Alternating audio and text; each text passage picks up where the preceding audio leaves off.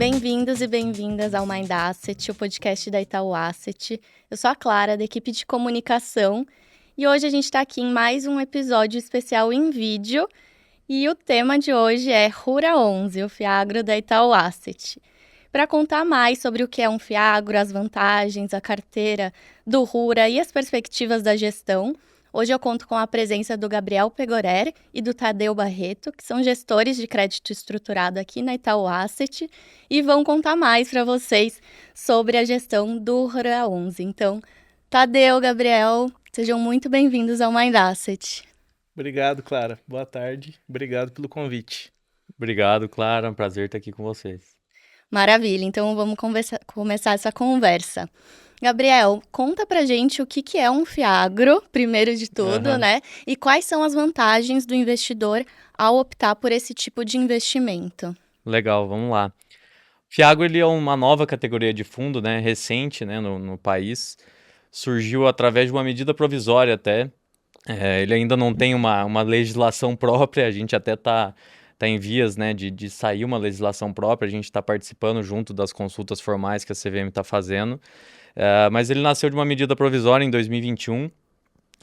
E é um fundo que nasceu, né, de uma demanda que você tinha, né, de ter um produto para investir num setor que é tão representativo para a economia do país.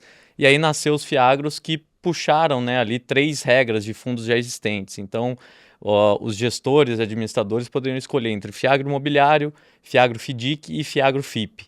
Então você tinha essas 3 classes de fundos ali que se permitiu constituir o Fiagro usando as regras já existentes dessas classes de fundos.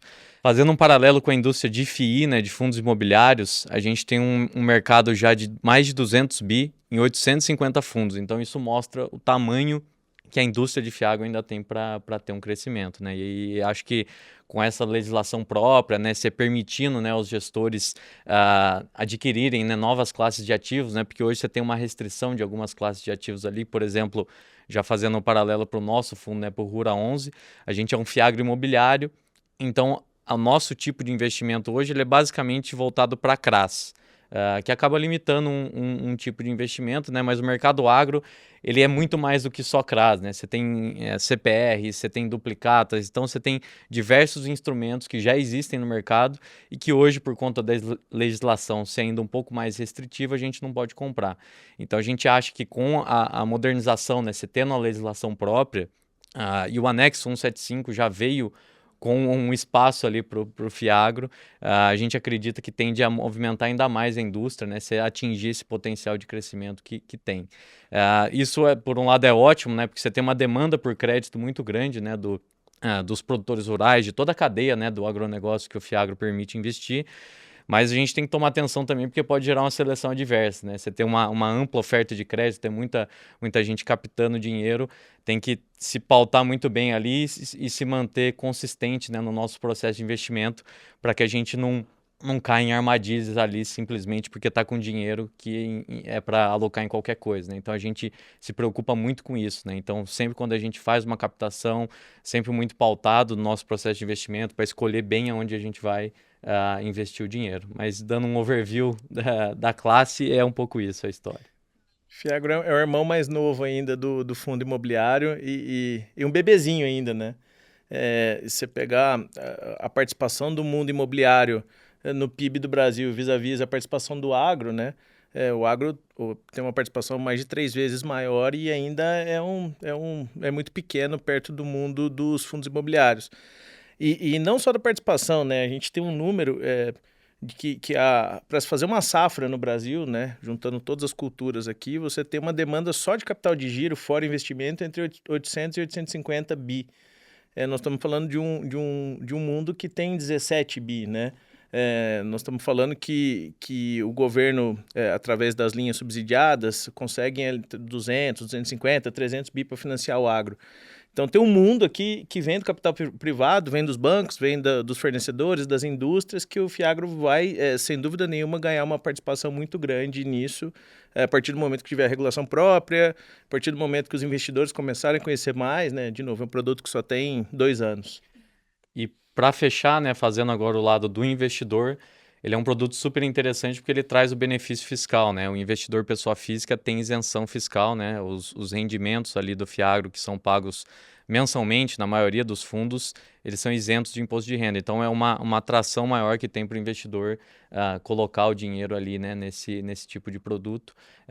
Hoje o mercado é bastante focado em pessoa física, então a gente tem mais de 400 mil investidores na indústria como um todo de Fiagros, né, os cotistas, os fundos, e 95% desse valor é de pessoa física. Então, é um mercado bastante pulverizado e bastante voltado para o público de varejo mesmo. Com certeza, a gente vê esse interesse do investidor justamente, né? Tanto pelo investimento no setor em si, quanto pela distribuição de rendimentos e benefício fiscal, né? Acho que são esses 3 pilares aqui que se a gente pudesse elencar. E aí, seguindo aqui na nossa conversa, eu queria, Tadeu, que você desse um panorama aqui da gestão do nosso Fiagro em termos de estrutura, né? Quais são os diferenciais que vocês possuem, estando dentro da estrutura da Itaú Asset, como pilar aqui de originação, captação, né? Como é que vocês conseguem diferenciar a gestão estando dentro da estrutura da Itaú Asset? Nós passamos por toda a governança aqui do processo de investimento da Itaú Asset. Vou dar um exemplo, né? Nós temos uma certa autonomia aqui para escolher onde a gente vai investir, mas todos os ativos eles passam pelos nossos comitês de crédito, pelo comitê de compliance, pelo comitê de ESG. Eu acho que isso é muito legal quando se fala de agro, né? 100% dos nossos ativos passam por um comitê independente de ESG. A Itaú Asset, enfim, como alguns sabem, é a maior asset privada do mercado. Eu acho que isso nos possibilita ter acesso a, não diria 100%, mas quase 100% dos ativos que vêm a mercado. Isso nos traz uma possibilidade de escolher melhor os ativos que a gente tá investindo.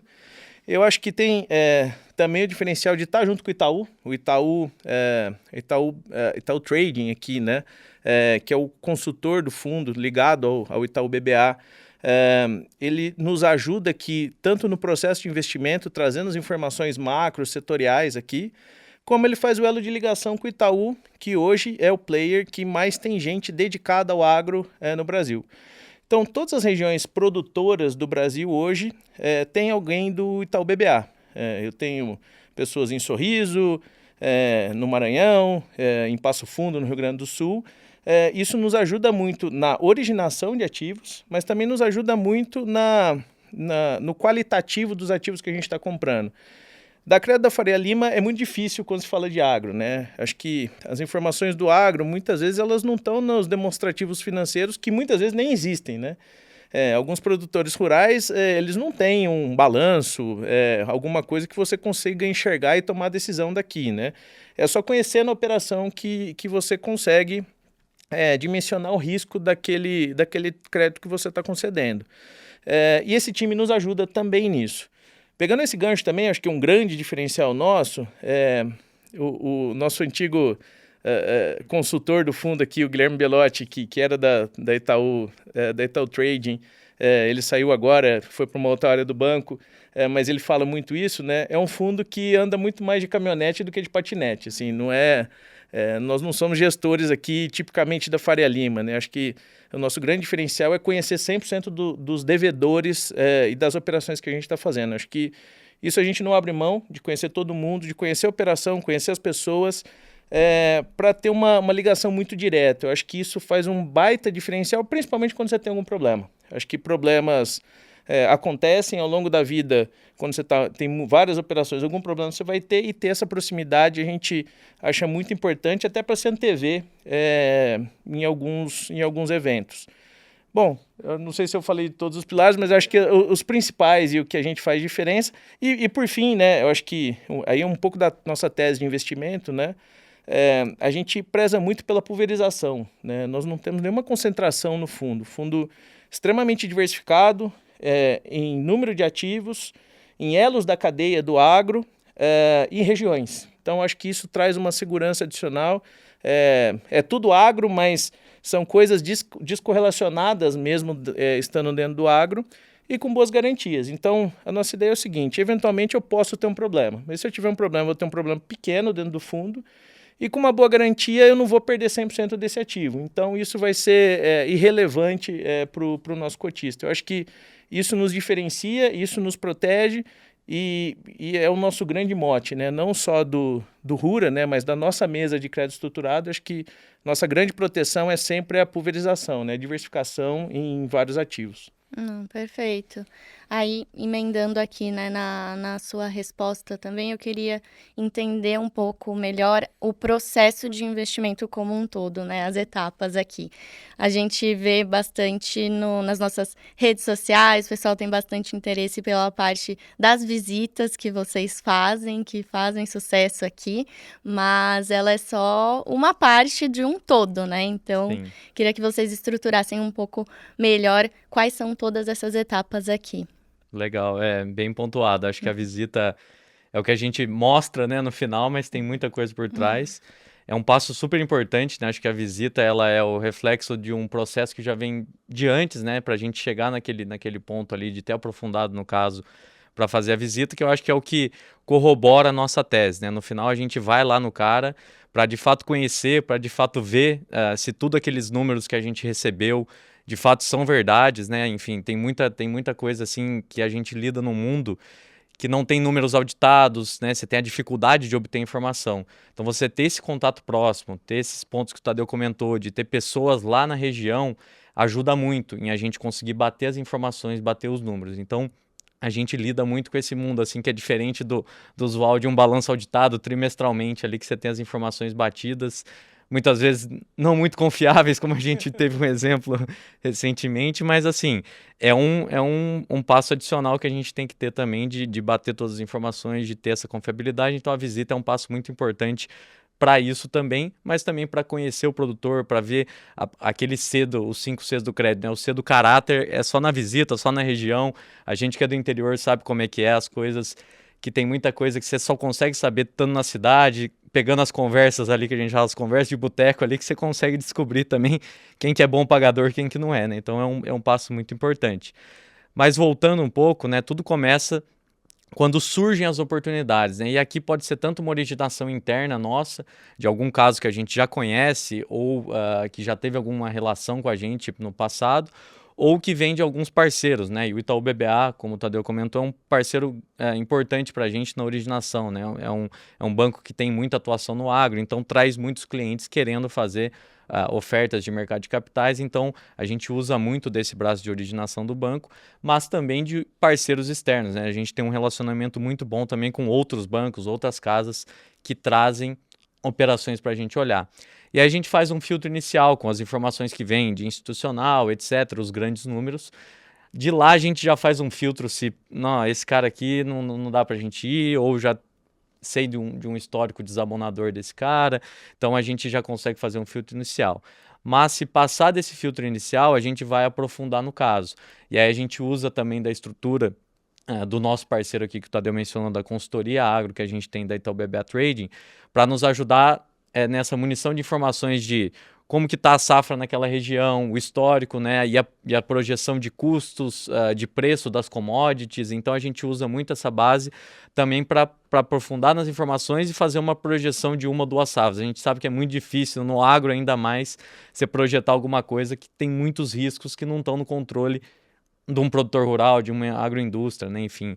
Mas a gente tenta calibrar para ver se o fluxo de caixa daquele cara comporta, né, uma operação daquele tamanho. Então a gente faz todas as análises financeiras, vê o balanço, faz as projeções, faz toda essa análise de crédito em si, analisa toda a parte que eu comentei também, de quem é a pessoa, de quem é a empresa, quem são sócios, quem está por trás, se tem uma governança, se não tem, tem questão de sucessão, não tem. No agro é muito comum você ter problemas de geracionais ali, então a gente olha muito para essas questões também qualitativas e aí a gente estrutura um material. Em paralelo a isso, a gente tem as análises também que o Tadeu mencionou, né, que acho que é a estrutura da Itaú Asset que deixa o processo ainda mais robusto, que é o time de PLD olhando todos os sócios, toda a estrutura, o time de SG olhando também toda a parte, né, de governança, a parte ambiental no agro, muito importante, né, se ter isso, cuidado do solo, né, os resíduos, enfim, toda essa questão é muito importante para a gente. Então, o time ESG manda um questionário independente para que os devedores respondam, e com base nisso eles podem até dar um veto. Já teve casos da gente gostar do crédito, gostar das pessoas, mas ter um veto de ESG, e a gente não seguiu com a alocação. Então isso mostra como o processo ele é robusto e tem as suas independências ali, né? Independente da gente gostar do Itaú BBA trazer um crédito, não é porque ele trouxe que é parte relacionada que a gente vai alocar. Então, essa independência, né, toda essa questão de separação formal entre as empresas, entre o fundo, entre os agentes envolvidos aqui no processo, acho que ajuda muito e traz uma segurança adicional para o investidor também nesse sentido. E aí, passado por todo esse filtro e aprovado o crédito, a gente, né, leva em um comitê e dependendo da alçada, né, a gente tem alçadas de aprovação a depender do nível de cheque, a depender do rating interno que a gente dá para aquele crédito, a gente pode seguir com a alocação no fundo. Então, só depois de tudo isso, a gente pode alocar no fundo. De novo, acompanhando também se a estruturação daquele ativo está igual a gente aprovou no comitê. Feito isso, a gente pode alocar no fundo, né, depois de todo esse processo. E aí a gente faz a parte que é talvez mais importante ainda, que é o acompanhamento, né? A gente está dando um dinheiro ali por 5 anos, 7 anos que seja para os devedores, né? Por mais que você tenha os pagamentos ali que encurte um pouco, né, a duration do papel, você tem um fluxo longo ali. Então a gente tem um trabalho constante também de monitoramento, de estar presente. As visitas que a gente faz muitas vezes não são em novos devedores, são em devedores já atuais que a gente vai lá também para acompanhar, ver como é que está a safra, por exemplo, se ele conseguiu plantar dentro do calendário, se está colhendo bem, enfim, N fatores aqui que a gente gosta depois de acompanhar para ver se o crédito se mantém bom, se deteriorou, e aí a gente pode tomar um passo anterior a dar um problema eventual, né? A gente consegue tomar uma atitude antes de dar um problema, tendo esse acompanhamento próximo dos devedores. Acho que um ponto bacana também é o tamanho que o Rura tomou, ele permite que nós sejamos mais ativos na estruturação, né? Então, mesmo que seja um deal que não é estruturação nossa, né, que vem de alguma casa, a gente tem um cheque que representa, às vezes, 50% da operação, muitas vezes 100%, né? A gente fica relevante para a operação, muitas vezes relevante para o devedor. Isso nos permite colocar alguns gatilhos de segurança que se eu fosse tomar 5% do cheque ou 10% do cheque, eu ia ser passivo, né? A estrutura está pronta, eu tenho que acatar aquilo ali. Aqui eu acho que a gente consegue proteger mais do ponto de vista de garantias, de covenants financeiros e muitas vezes até de conseguir capturar um pouco mais de yield para o nosso cliente. Eu acho que com BI 600 de PL aqui, a gente já consegue dar cheques importantes que nos permite ter esse conjunto. Não, super importante para o investidor entender todo esse panorama sobre a gestão e como cada etapa se desenrola e o monitoramento que vocês fazem, que é realmente super importante. Agora, Tadeu, voltando um pouco na sua resposta da pergunta anterior, né? Queria entrar aqui mais no detalhe da diversificação. A gente falou aqui de alguns riscos, né? De garantias também, mas a gente sabe que o Rura é o Fiagro mais diversificado da Bolsa, né?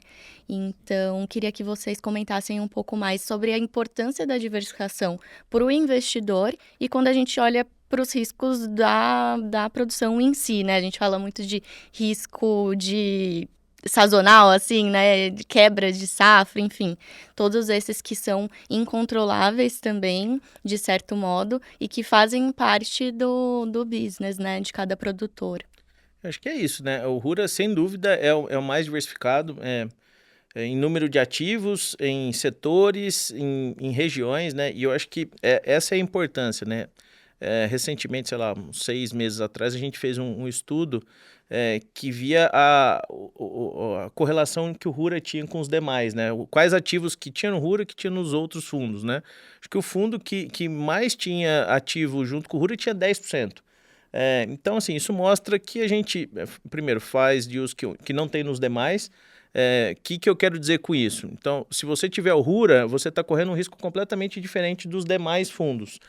Você pode ter outros fundos e ter o RURA também, que você não está correndo o mesmo risco, e isso acontece muito. Você vê o mesmo ativo em 3, 4, 5 fundos ao mesmo tempo. Eu acho que ter essa diversificação regional, principalmente quando se fala de produtores rurais, é muito importante. Nós estamos num ano de El Niño intenso. É um ano onde nós teremos problemas em algumas regiões do Brasil. Por exemplo, no Mapitobá, vai ser um ano mais crítico de safra. Não sabemos o tamanho do problema, mas algum problema vai ter. Você tem uma concentração nessa região, ela é muito ruim. Nós não temos nenhum ativo nessa região? Temos. Mas é um percentual do fundo que não nos preocupa. Eu acho que um outro ponto aqui também está em diversos segmentos, né? Muita gente fala assim, o RURA é um fundo muito focado em produtor rural. Não é, assim, nós temos ali 50%, 60% de produtores rurais, mas nós somos produtor de soja, milho, algodão, fruticultura, citros, pecuária, enfim, pecuária. Até de pinos agora a gente pinos entrou também também. na cadeia de então, pinos. assim, nós estamos em todas as cadeias produtivas em diversas regiões. Acho que isso traz uma segurança adicional. Você pega a soja, teve uma grande queda de preço, o açúcar subiu. Nós temos posição na soja e no açúcar, temos no algodão também. Eu acho que isso traz um balanceamento importante para a gente de risco. E nos elos da cadeia, né? Nós temos uma operação com uma mineradora que ela produz adubo fosfatado, né? Ela está na primeira ponta aqui da cadeia. E nós temos uma operação também com uma trading que esmaga a soja, produz o farelo de soja e o óleo e exporta isso, que é a última ponta da cadeia. Estamos na indústria de transformação, em frigorífico, né? Que ele vai comprar o animal que comeu essa soja, esse milho, vai fazer a transformação isso em proteína. Então, eu acho que está em todos esses elos da cadeia, é pequeno em cada operação, em diversas regiões, traz uma segurança, pelo que a gente vê aqui nos demais produtos, poucos oferecem isso, e com carrego que ainda é importante, né? Nós temos um carrego, o Gabriel me corrige, mas se eu não me engano nós estamos na casa do CDI mais 4.1, 4.2 nas operações que nós temos. É um carrego bem importante quando você tem essa diversificação, né? A gente vê alguns outros fundos que são bem diversificados, mas eles estão olhando muito mais para operações de grandes empresas que vêm ao mercado e emissões grandes aqui, né? Que obviamente tem um carrego menor. A gente está olhando para esse mundo de mid-yield aqui, que tem um spread um pouco maior. É mais difícil de montar essa carteira, né? Exatamente. Uhum. E para os investidores que acompanham aqui as nossas redes sociais, sabem que na carta mensal da gestão eles podem ver todo esse detalhamento, acompanhar a diversificação do fundo. Lá tem muita informação sobre o Rural 11 também, mas uma dúvida que sempre surge é sobre o nome dos devedores, né? Por que a gestão opta por não abrir esse detalhamento? Então, queria que vocês explicassem um pouquinho mais desse racional também, que é bem importante para vocês. Boa. Essa é uma pergunta que todas as lives do podcast não pode faltar, né? Falou do Rural 11. Essa eu vou deixar pro Gabriel. Isso aí. Essa é uma decisão nossa. Eu acho que, assim, por tudo isso que a gente comentou agora, né? Muita dessa parceria, né, com o banco, dessas operações que o Tadeu comentou, que é uma carteira difícil da gente montar, a gente escolher esse lado, né, da diversificação, de você ter cheques menores, né, num fundo que é grande, né, hoje é o segundo maior fiagro do mercado. Então é uma originação mais difícil, né? E a gente está, como o Tadeu também comentou, nesse estudo que a gente fez, em muitos ativos que só a gente tem.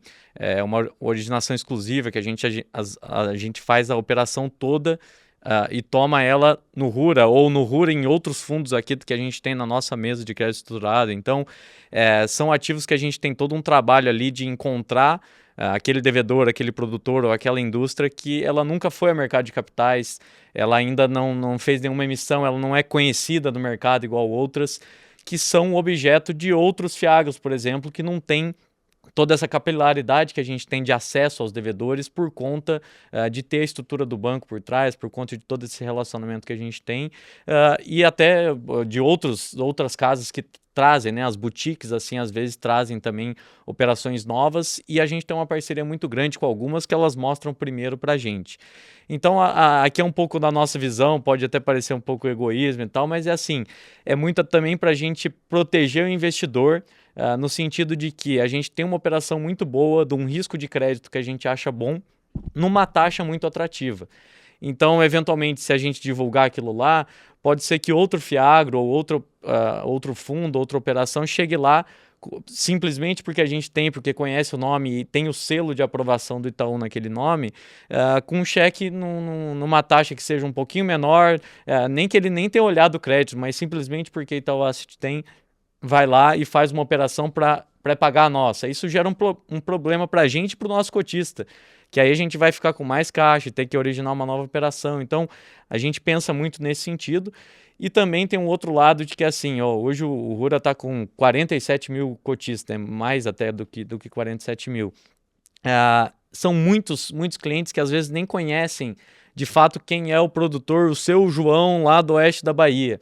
Então, também às vezes você ter lá o nome Seu João, que a gente mostra, né, na carta hoje, produtor rural de grãos oeste da Bahia, taxa, garantia, mostra todas as condições, só esconde o nome. Adicionar ali que é o João não sei o que do oeste da Bahia, também às vezes para muitos desses 47 mil cotistas não faria muita diferença, porque ele não conheceria quem é, né? A gente, por exemplo, aqui não vai ter um crédito aqui como o Raizen, por exemplo, a gente não tem no fundo hoje, que é uma empresa que todo mundo conhece do setor agro. Então essa, se a gente estampar lá, todo mundo vai saber, eles têm esse crédito com a Raizen. Então é um pouco nisso também que a gente faz essa ponderação do que compensa, o que não compensa, e a gente ainda acha, né, de novo, aqui não estamos para ter uma verdade absoluta, mas no momento a gente ainda acha que essa proteção que eu comentei no início, ela é mais benéfica para o cotista ainda, do que a gente divulgar todos os nomes e correr o risco de ter alguma questão. O ponto que todo mundo questiona, e é isso que a gente aqui dá o conforto de dizer, é que se tiver algum problema, como que eu vou saber e tal? Mas a gente, na nossa carta mensal, vai comentar todo mês, igual a gente já fez no mês passado, repetiu nesse mês sobre um caso que a gente tem acompanhado mais de perto. Então a gente vai sempre falar e dar transparência se tiver algum problema, né, que eu acho que esse é o principal risco, alguma notícia que sair, alguma coisa, a gente vai comentar na carta que temos tal caso na carteira, que tem N problemas ou não tem, qual que é a operação, qual que é a exposição no fundo, para dar essa transparência para o investidor também ter esse conforto ali. Não é que a gente quer esconder nada porque tem um problema, não, a gente vai dar essa transparência também. Eu acho que assim, as operações que estão dentro do fundo, elas não estão disponíveis para o público do fundo. Um investidor público geral que compra uma cota do Rura, ele não consegue comprar um CRA que a gente está comprando ali. E eu acho que a essência do fundo é esse, né? Ele paga uma taxa de administração justamente para a gente fazer isso. Então, assim, se ele não consegue comprar direto, ele não tem as informações para analisar, como o Gabriel deu o exemplo da Raizen, que tem um balanço, ele consegue enxergar e fazer. O investidor que consegue, ele pode fazer isso sozinho. Não faz muito sentido a gente ficar abrindo, porque vai agregar muito pouco, né? Para 99% dos cotistas vai agregar quase nada. E aí tem 1% ali, a gente acha que tem muito mais bônus do que ônus não divulgar esses nomes. Lembrando que, assim, em algum momento a gente acaba divulgando, reportando para a CVM e, enfim, tem um certo delay, mas está lá a carteira com os tickers e tudo mais. Não, ficou super claro aqui a resposta e a posição de vocês também, né? Nunca deixando a transparência de lado também. E aí também, né, em julho, a gente teve uma alteração no modelo de apuração de resultados do fundo, né? Isso se refletiu ali, né, no pagamento de dividendos mensais. Então, queria aproveitar esse momento também para que vocês consigam explicar para o investidor o que isso significa de fato, né? Porque tem os dois modelos aqui de competência e como que isso se reflete na prática para ele que tem a cota. Legal. De fato, a gente teve alteração no modelo. Como a gente comentou no início, né, o Fiagro é um bicho novo aqui, né, no mercado, então você tem um aprendizado, uma curva de aprendizado, né, por mais que você tenha, né, que nem eu comentei, né, que ele veio de medidas provisórias que pegou ali, né, a legislação vigente de 3 classes de fundos distintas, né, então você tem diferentes interpretações também do que usar, do que não usar. E visto a questão da distribuição de rendimentos, foi uma delas. Em conversa com o nosso administrador no início do fundo, e até pelo perfil da carteira que a gente estava montando, a gente optou pelo modelo de caixa, né? O que significa isso? Que eu posso distribuir aquilo que eu recebi de caixa naquele mês. E aí, o nosso fundo, diferente de outros, a gente tinha muitas operações, pelo fato da gente atuar bastante com o produtor rural também, que não eram mensais, né? O agro não é mensal. A gente, enfim, diferentemente dos fundos imobiliários, que foi o que se baseou aqui, né, para você ter os fiagros listados com rendimentos mensais, pegou muito da ideia de imobiliário, né? Que você tem o aluguel mensal de fato e faz total sentido. Mas o agro não, né? Você tem as safras, né? Você tem momentos que os produtores rurais, as indústrias, os elos da cadeia não tem de fato caixa, né? O recebimento de caixa. Então isso acaba impactando muito. E aí a gente também não quer estruturar uma operação com o devedor que eu sei que naquele mês ele não vai ter caixa para me pagar, né? Não faz sentido eu também não entender o lado do devedor e fazer uma operação que logo no primeiro mês eu vou ter um problema. Então não é isso que a gente quer. Então a gente fez as operações para casar justamente com os prazos de safra, né, de recebimento de cada região, de cada cultura que a gente estava atuando. E por conta disso, ao escolher o regime caixa, a gente só poderia distribuir o que caía de caixa dentro do mês. Então, muitos meses a gente tinha um recebimento menor. E aí, por consequência disso, a distribuição de rendimentos era menor. Por outro lado, tinha meses que a gente tinha um recebimento bem maior. Então, dava uma volatilidade grande ali no fluxo de dividendos. E aí a gente acabou percebendo que isso impactava muito na cota, né, no valor da cota de mercado, porque os investidores não sabiam direito esse mês vai ser bom ou vai ser ruim, né? Então a gente tentou até dar um guidance nas cartas, mas enfim, ainda não estava bom. E aí, em conversa com o administrador, a gente decidiu por alterar esse regime, né? Até vimos que o modelo mais correto, de fato, para se apurar, no caso dos fiagros, seria o modelo de competência, né? Qual que é a principal diferença? É que aqui você tem um exemplo mais claro aqui que a gente pode dar, né? Um CRA ele tem pagamentos semestrais de juros. Então, eu estou aqui vamos dar um exemplo, em junho até dezembro, né? Quando eu estou em julho, no modelo de caixa, eu não teria nenhum caixa para pagar o cotista como rendimento. Já no modelo de competência, eu acruo esses juros, ou seja, os juros começou em 10 e foi para 10,10 ali dessa operação. Então, esse 10,10, por mais que ele não tenha entrado no meu caixa, como ele já está acruado na curva, o devedor não está com nenhum problema de crédito, eu já considero ele como se ele fizesse parte da minha curva ali de rendimentos. E aí, eu tendo caixa de outras operações, ou o próprio caixa do fundo, eu consigo realizar esse pagamento já considerando uma, entre aspas, antecipação desse pagamento que eu vou ter depois em dezembro. Então, você tem essa principal diferença que trouxe maior linearidade, né, para a nossa distribuição. Então, se os investidores acompanharem, né, nos últimos reportes que a gente fez de dividendo, ele está muito mais linear, muito mais previsível nesse sentido também, que vai acompanhando um pouco do carrego da carteira, né? A nossa carteira ela é mais indexada ao CDI, então, de fato, com a queda prevista, né, para a taxa do CDI, a gente deve ter uma redução, mas muito pouca, né, no nível de rendimentos, mas por outro lado mantendo um spread de crédito que é bastante atrativo ainda e isento para o investidor pessoa física, né, que eu acho que é o que traz um grande diferencial aqui também. E olhando em termos nominais, né, por mais que a gente fale a queda do CDI e tal, a gente ainda vai estar falando de um retorno nominal acima de 10%, né, de 12% que seja ali considerando o spread, né, então ainda assim um retorno bastante atrativo aqui, se pegar o histórico que a gente tem de outras classes de ativos, né, ao ano, dificilmente chega ali nesse patamar, então acho que ainda assim foi uma mudança benéfica, né, para o investidor e a nossa visão para frente ainda é positiva nesse sentido. Legal, então essa eu já vou engatar aqui nessa toada de perspectivas, né? Falar um pouco mais sobre o pipeline de vocês. Como é que tá a visão de vocês para essas novas alocações? O que vocês estão enxergando aqui que o investidor pode esperar daqui para frente do Roura? Nós viramos o mês agora, de outubro para novembro, com quase 70% alocado, né? Lembrando que nós fizemos um follow-on de 625 milhões, né? Que é bem, bem relevante. Algumas operações atrasaram, e aqui voltando um pouco na explicação do Gabriel, né?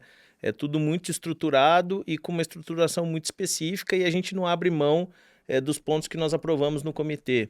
E o que acontece em alguns momentos, né? Eu tenho uma garantia que deu uma pendência no cartório e não foi registrada. A gente vê alguns gestores que topam seguir com a operação e deixar isso correr, e, enfim, depois deixa como condição para o cara apresentar o registro de uma garantia. A gente não abre mão. Se não tiver tudo formalizado, a gente opta por deixar o dinheiro em caixa. A gente apanha por isso também, já apanhamos muito, mas eu não quero tomar esse risco. Acho que o nosso investidor não deu esse mandato para a gente de tomar um risco de uma garantia mal formalizada ou de uma operação que não foi perfeitamente estruturada.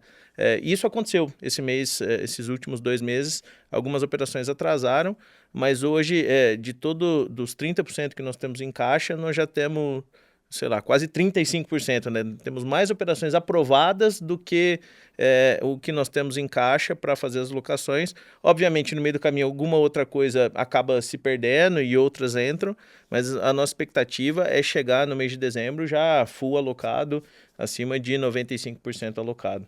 E aí sim, enfim, voltar aos patamares aqui de resultado que nós tínhamos meses atrás. E aqui, só complementando, né? Hoje a gente está na carteira com 47 devedores, e a ideia é que dessas novas operações que estão sendo liquidadas, né? Esse mês, inclusive, na data aqui da gravação, né? A gente já liquidou uma operação de 20 milhões, semana que vem estamos liquidando uma de 38 milhões, depois tem mais 150 milhões já com data fechada ali de liquidação até o fechamento de novembro, e depois de dezembro, como o Tadeu comentou, o restante das operações. A gente até abriu na última carta ali, na penúltima página, a lista certinha das operações que vão liquidar, e são novos devedores na carteira. Acho que isso que é o mais importante. A gente vai estar aumentando ainda mais a pulverização, entrando até em novos segmentos que a gente não entrava. A gente está, sem dar spoiler aqui, mas entrando em até novas empresas da cadeia agro que a gente não tinha ainda, e que acaba sendo muito legal. É uma empresa que a gente até teve uma reunião ontem com eles, tem uma pegada ESG também muito legal. Então acho que isso acaba beneficiando também nesse sentido de melhorar ainda mais essa diversificação, tanto em número de devedores, quanto entre os elos da cadeia do agronegócio. Certo, certo. Então, acho que com essas sinalizações todas, né, a gente chega ao final do episódio. Foi super legal entender mais sobre o DNA da gestão de vocês, o Rura como um todo, e todo o investidor que consegue ver isso, né, através do detalhamento das cartas mensais, dos nossos vídeos também, que quem nos acompanha aqui nas redes sociais sabe que o Gabriel é figurinha carimbada. Todo mês, né? Todo mês aqui com a gente.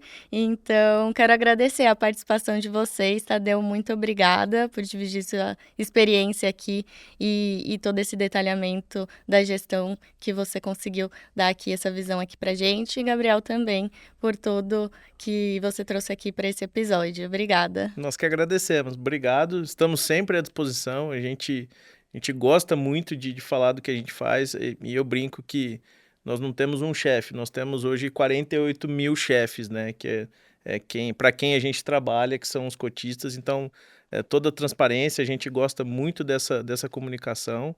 Estamos sempre à disposição. Obrigado. Maravilha. Obrigado, Clara. A gente, repetindo as palavras do Tadeu, está sempre à disposição aqui para participar, para falar, para dar mais transparência para os investidores, né? Acho que os conteúdos que a gente tem tentado gerar nas visitas, inclusive, né? Que eu acho que é um tópico que sempre gera muito engajamento. A gente vai continuar fazendo, né? A gente sempre está lá nas visitas. Eu brinco, né? Eu tô na visita, a Clarinha tá preparada lá para receber o pack de vídeos e fotos lá para a gente postar. Então, enfim, a gente sempre aqui à disposição, e agradecer mais uma vez você, Clara, todo o pessoal aqui do Mind Asset. Obrigado a todos. Maravilha. E para você que nos acompanhou até aqui, se você gostou do episódio, deixa seu like, compartilha também com quem você acha que vai gostar da nossa conversa. E para acompanhar e ter mais informações sobre o Rura 11, basta acessar o link da descrição do episódio. A gente se vê na próxima.